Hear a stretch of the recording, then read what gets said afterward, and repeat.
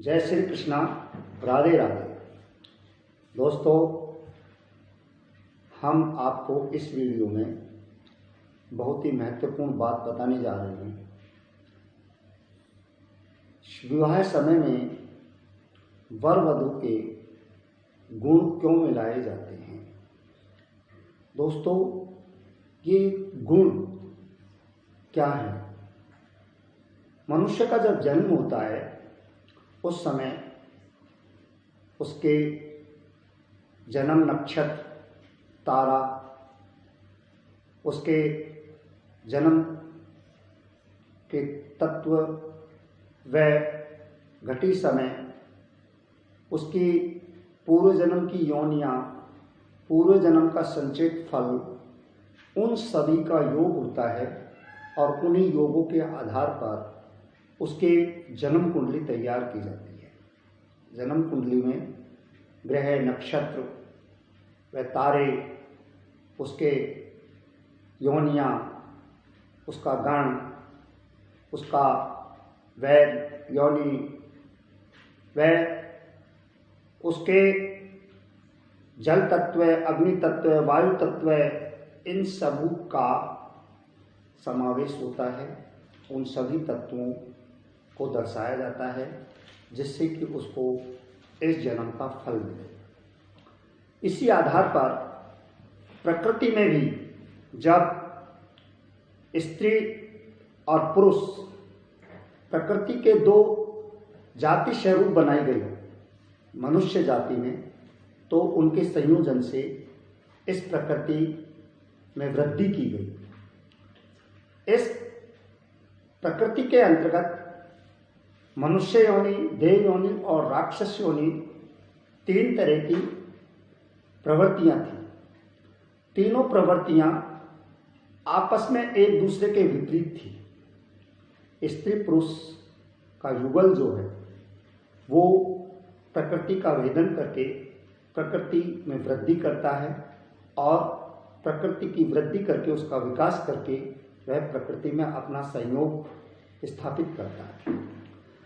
ब्रह्मा जी ने जब मनुष्य की स्थापना की तो उस समय मनु और ईड़ा देवी के रूप में स्त्री और पुरुष का जोड़ा तैयार किया और उनकी प्रवृत्तियां भी समान रूप से दर्शाई।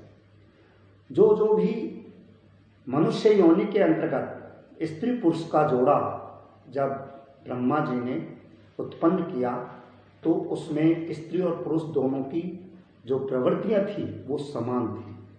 समान प्रवृत्ति से व्यक्ति जीवन सुख संपन्नता से व्यतीत करता है और सुख संपन्नता से जीवन व्यतीत करके वह अपने कर्म फल में संचय फल को इकट्ठा करता है। इसलिए दोस्तों, ये प्रथाएं चलती आ रही हैं। वेद पुराण, ब्राह्मण ने, अरण्य, सभी के अंतर्गत स्त्री पुरुष के गुण मिलाप का विधान बताया गया है। अगर समान प्रवृत्ति के वर वधू अगर नहीं होते हैं तो उनका जो जीवन है वो कष्ट में होता है, दुखदायी होता है। पूरे जीवन वो आपस में लड़ते झगड़ते रहते हैं, एक दूसरे की कटाक्ष करते हैं, एक दूसरे को पसंद नहीं करते हैं और उनका जीवन है सफलतापूर्वक, सुखपूर्वक व्यतीत नहीं होता है। उनकी जो संतानें उत्पन्न होती हैं वो भी ऐसी प्रवृत्ति की होती हैं। इसलिए पहले ही विवाह के समय में ही इस कार्य को किया जाता है। शास्त्रों के अंतर्गत गुण मिलाप का विधान है और गुण मिलाप के आधार पर व्यक्ति के जो गुण हैं उनको 36 अंकों में विभक्त कर रखा है।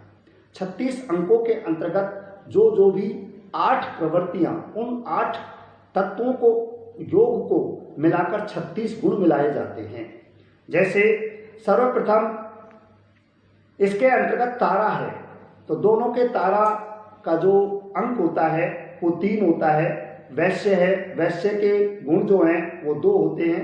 गण के 6 अंक होते हैं और इसमें नाड़ी के 8 अंक होते हैं और इसके अंतर्गत वर्ण है उसका 1 अंक होता है। योनि के 4 अंक होते हैं और ग्रह के 5 अंक होते हैं, वह भ्रकूट के 7 अंक होते हैं।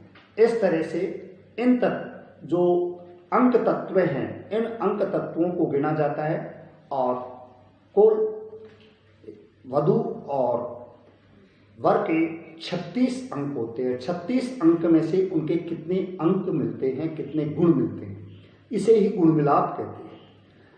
जिससे अगर 17.5 गुण अगर उनके मिलते हैं तो कम से कम गुण होते हैं और 36 गुण सबसे अधिक होते हैं जो बहुत ही कम मिलते हैं। कहते हैं कि मध्यम गुण व उच्च गुण होने चाहिए। 23.5 गुण के बाद में अगर व्यक्ति के अच्छे गुण मिलते हैं तो वो उच्च गुणों के अंतर्गत, श्रेष्ठ गुणों के अंतर्गत गिने जाते हैं। 30 के बाद में अति श्रेष्ठ होते हैं। तो जैसे जैसे गुण अधिक मिलते हैं तो उन दोनों का जो जीवन है वो सुख संपन्नता से सुख पूर्वक व्यतीत होता है। उनका परिवार, उनका वैवाहिक जीवन सुख संपन्नता से गुजरकर वो विकास वृद्धि को प्राप्त करते हैं। उनका जो परिवार है वो दिन प्रतिदिन वृद्धि करता जाता है, आर्थिक समृद्धि होती है, उनका कर्मफल संचय होता है और अंत में वो सुख पाते हैं। इसीलिए गुण मिलाए जाते हैं। आगे हम अपने वीडियो में इसी प्रकार से आपको वैवाहिक जीवन के संबंध में आगे बताते रहेंगे।